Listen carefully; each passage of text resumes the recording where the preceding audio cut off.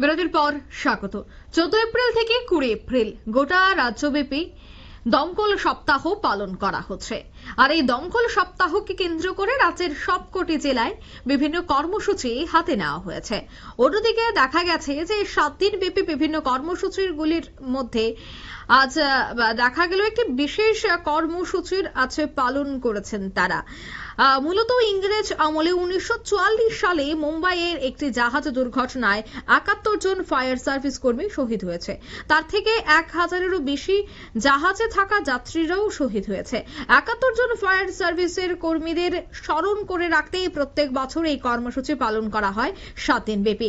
এর অঙ্গ হিসেবে আজ কাকরাবন মনসা পেট্রোল পাম্পের মধ্যে একটি ডেমোস্ট্রেশন দেখানো হয়, যাতে ফায়ার সার্ভিস অফিস থেকে দুটি গাড়ি একসাথে সাইলেন্ট বাজিয়ে মনসা পেট্রোল পাম্পে এসে একটি ডেমোস্ট্রেশন দেখায় এবং সেই ডেমোস্ট্রেশনটি মধ্যে তেলের আগুন লাগলে এবং কিভাবে তা নেভানো সম্ভব, পেট্রোল পাম্পে থাকা কর্মীদের কি করা উচিত, সবটা বিষয়ে কিন্তু আজ একটা মহড়া দেখানো হয়।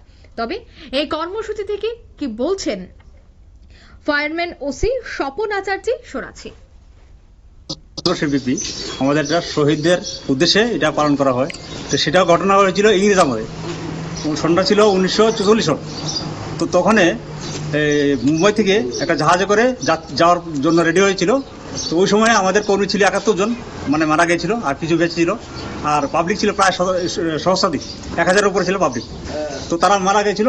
তো তখন তাদের উদ্দেশ্যে, স্মৃতির উদ্দেশ্যে তা আমরা প্রত্যেক বছরই সারা ভারতবর্ষে এটা পালন করে থাকি। তো তারই অঙ্গ হিসেবে আজকে আমরা একটা ডেমনস্ট্রেশনের আয়োজন করেছি, যাতে মানুষের সতর্কতামূলক মানে পথে আমরা সঠিকভাবে দেখাতে পারি।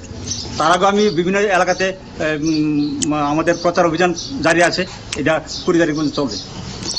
ফায়ার পেট্রোল পাম্পে দেখা গেল কাকরাবন মনসা পেট্রোল পাম্পে, সে বিষয়টা কি, মানে সেটা কি বার্তা দিতে চাইলেন মানুষকে? হ্যাঁ, বিষয়টা হচ্ছে গিয়া পেট্রোল পাম্পে আগুন লাগলে এটা একটু ব্যতিক্রম বিষয় থাকে।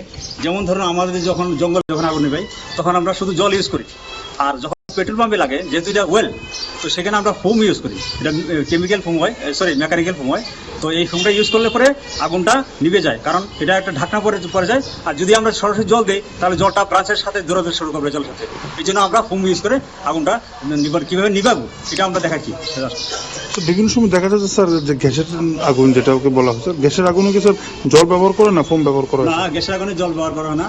গ্যাসটা একদম নর্মাল জিনিস, একদম নর্মাল থিং গ্যাসটা নিভানোর। যেমন ধরুন আপনি গ্যাসটা যদি সঠিকভাবে মেরামত করেন তাহলে আপনি গ্যাসটা জ্বলবে না। যেমন গতকালকে একটা ঘটনা হয়েছে, শুধু আমি বলবো যে মালিকের খামখেয়ালিতে সেটা হয়েছে। যখন আপনার এই গ্যাসের চুলাটা যখন অন করেছিল তখন নিশ্চয়ই গন্ধ পেয়েছে। তো যখন বেশি পরিমাণে গন্ধ হবে ঘরের মধ্যে, তখন জানলাগুলো খুলে দিতে হবে। খুলে দিয়ে কোনো দেয়াশালায় বা ইলেকট্রিক সুইচ যাতে না টিপে, যদি টিপে তাহলে আগুন এই অবস্থায় হবে। তো আমরা খুব সতর্কতার সহিত আমরা এগুলো মেরামত রাখবো। আর একটা বিষয় হচ্ছে গিয়ে ইলেকট্রিকের বিষয়টা আমরা বলতে আমি বাধ্য হচ্ছি, কারণ মানে বর্তমান দিনে অনেকগুলো কল হচ্ছে যেটা ইলেকট্রিকের কারণে হয়, শর্ট সার্কিট থেকে হয়। যেমন আমাদের যে বাড়িঘর লাইনগুলো আছে, আমরা একটু চেষ্টা করে দেখবো যে অনেক সময় আমরা। আপনারা শুনলেন আধিকারিকের বক্তব্য। আগুন লাগলে কি করতে হবে এবং যদি কোনো সিলিন্ডার থেকে অতিরিক্ত পরিমাণে গন্ধ হয় তবে কি করতে হবে, কিভাবে সতর্ক থাকতে হবে, সবটা বিষয় নিয়ে কিন্তু আজ কথা বললেন বিশেষ আধিকারিক। নিয়ে নিচ্ছে ছোট একটি বিজ্ঞাপন বিরতি, সঙ্গে থাকুন।